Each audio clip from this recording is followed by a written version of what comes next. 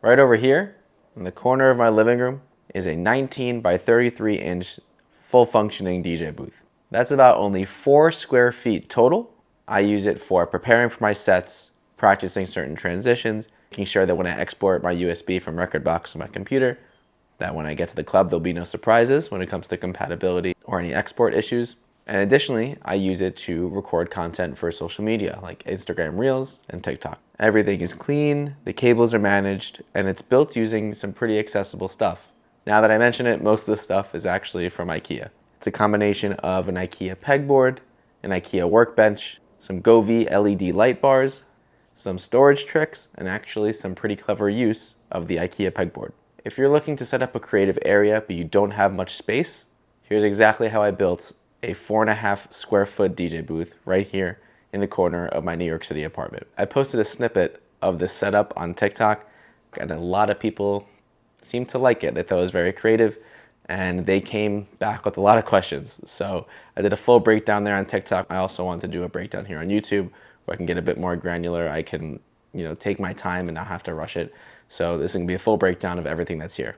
So the DJ deck that I have is the Pioneer XEJ RX2. It's an all-in-one, which makes it super compact, no need for a computer, a laptop, anything like that. Just plug and play. For monitors, I'm using the PreSonus Iris 3.5 speakers. These are small, they're affordable, but they are surprisingly very, very loud. The desk itself is sitting on an IKEA workbench called the Bror, B-R-O-R. Honestly, not really sure how to pronounce that. But in a different video, I showed you how I put that whole thing together and how it kind of really transformed the space. So the deck is sitting on the workbench. Above the deck, there is an IKEA shelf. That's where the speakers are sitting on. Just carefully measured, no fancy risers, no nothing like that. The speakers are at ear level, sitting directly on the shelf. Now, where the magic really happens is when we get into the details of the pegboard. I took inspiration from a lot of different places online, primarily Reddit and YouTube, in order to see what is the best way to configure this pegboard in order to match what I need, which was primarily a practicing area, but secondary, and honestly, almost as important, was an area that I can record content in, and this does exactly that. With this pegboard, we have the monitor, we have the Govee LED light bars, we have my camera, the DJI Action 5 Pro, headphones, and extra wires that I use. All of this is mounted in one place within arm's reach. In one of the storage containers, I have my USBs, so I can quickly grab them, plug them directly into my Pioneer XDJ. I have 2 other storage containers containing extra wires, extra SSDs, and the other one I have some cleaning materials to clean my lenses, to clean screens. But now here's the part that a lot of people were asking me about. The Govee LED bars, those are actually just sitting on top of those storage containers. They're not mounted to the wall in any way. The storage containers are hooked into the pegboard, but the LED bars are not mounted in any way. They're just sitting right on those on opposite sides of the pegboard. I didn't hard mount any of these electronics. Now that I think about it, the camera is just sitting again on another storage container. The monitor itself is just sitting on 2 hooks. It's pretty secure in there. That monitor is an external display for my computer, which is right next to it. So just running a longer USB-C cable right in there and using it as an external display. When I'm recording videos, I just have my visuals on a loop there.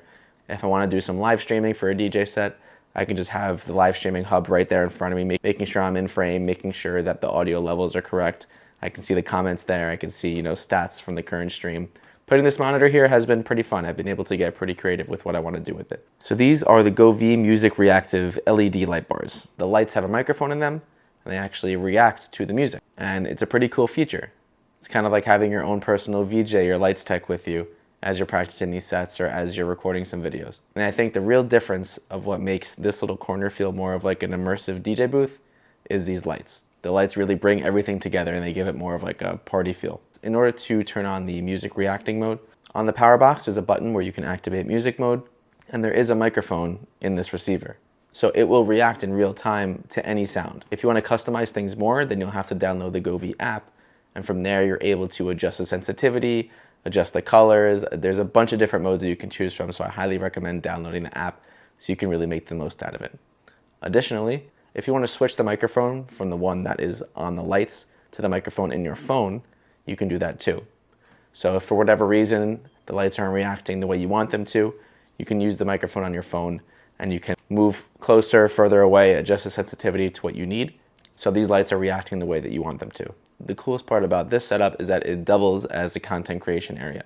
The DJI Action 5 Pro lets me record everything in 4K, whether I'm just kind of messing around or I wanted to record a full set for YouTube. The portable monitor helps me keep OBS or my visuals or everything on stream while I'm recording. It just kind of fits in there. It's smooth, it's not really bulky at all. Since I have this shelf here where the monitors are sitting on, I can use my DJI or my phone and I can put it onto this clamp mount and give me an overhead shot of my hands of what I'm doing with the decks. Because everything is one place, it's really easy to get inspired instead of taking 30 minutes to set everything up. In the past, anytime I wanted to set up my DJ area to record something, it was always a hassle to bring everything out. By the time I even thought about all of the work that I had to do to even just set it up, I became very uninspired to just not do it at all. So I wouldn't. Having an area that I can just walk up to it and it's ready to go, it really makes all the difference, and it makes me more motivated to just be able to walk up and do what I want to do. I'll have the links to everything here in the description. If I had to give any advice for someone who's trying to set up a creative area and doesn't have the space for it, build up and get creative. You can always attach things to walls. You don't need a massively wide setup. I live in Brooklyn in New York City. This takes up 4.5 square feet, and you can do it too, I promise. Feel free to use this for inspiration. This setup might be tiny, but it's honestly one of the most inspiring spaces that I feel that I've built. Questions, please let me know. I'm always happy to help people out in the comments who are looking to do the same thing. So, my name is Burke. I'm a music producer and a DJ based out in Brooklyn, New York. If you like this content, please like, comment, subscribe for more. Check out my music if you'd like to. If not, it's totally up to you. It's your life. Do what you want. I'll see you next week.